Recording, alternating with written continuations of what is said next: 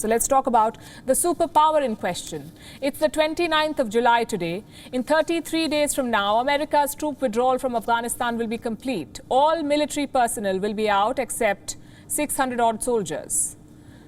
They'll all head back home after failing to defeat the Taliban.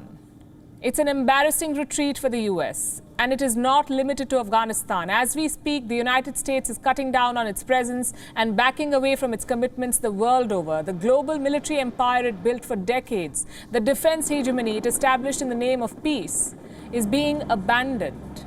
Why? Because the so-called objectives that the US set for itself have apparently been achieved. We'll discuss that in detail, but first, let's look at the scale of this decampment. In Guam, which happens to be a US island territory in the Western Pacific, America has pulled back its big bombers like the B-1 and B-52. They were repositioned back to the mainland in April this year.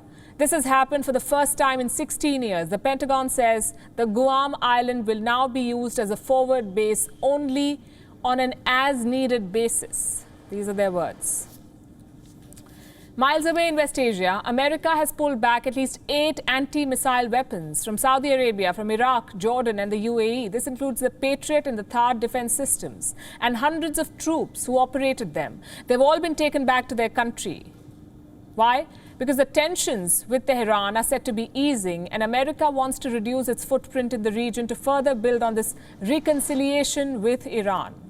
It's another matter that they won't give a visa to the next Iranian president. But that's America for you. Then we have Iraq, where the US is preparing to pull back all troops by the end of 2021. This is 18 years after they invaded Iraq in search of weapons of mass destruction. Did they find any? They did not. All they found was barrels full of oil to pump out of the country, but that's not something they'll talk about. President Joe Biden and Iraqi Prime Minister Mustafa al-Kadhimi have sealed an agreement to end all combat missions in Iraq. The US says it will now train and advise the Iraqi military to defend itself from the Islamic State. Our role in Iraq will be as a dealing with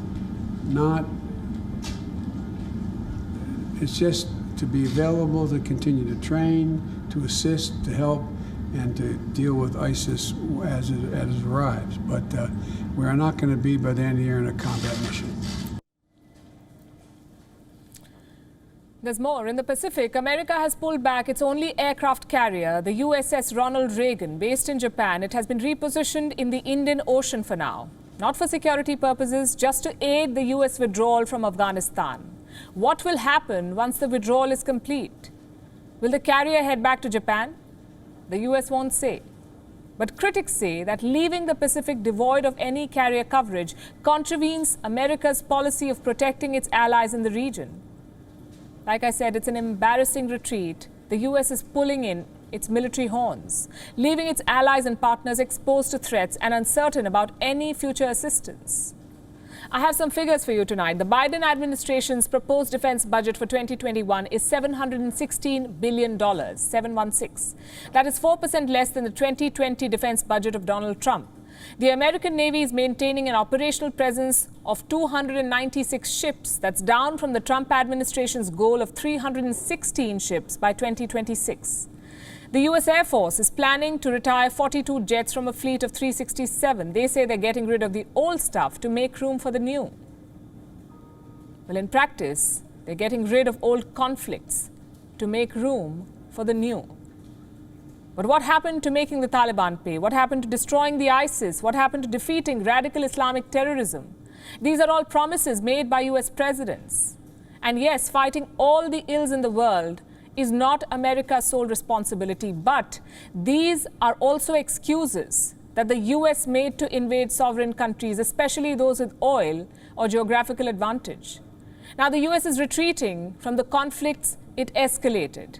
And the president doesn't want to answer questions because he only wants to talk about, quote unquote, happy things. So let me say this. America's inward turn may be good politics. It may be good economics too. But this country subjected others to violence, promising them liberation from tyranny and terror. It invaded foreign lands, promising them democracy. It bought alliances, promising protection from hostile neighbors. For a country that wants to be seen as a superpower, this retreat is humiliating, to say the least.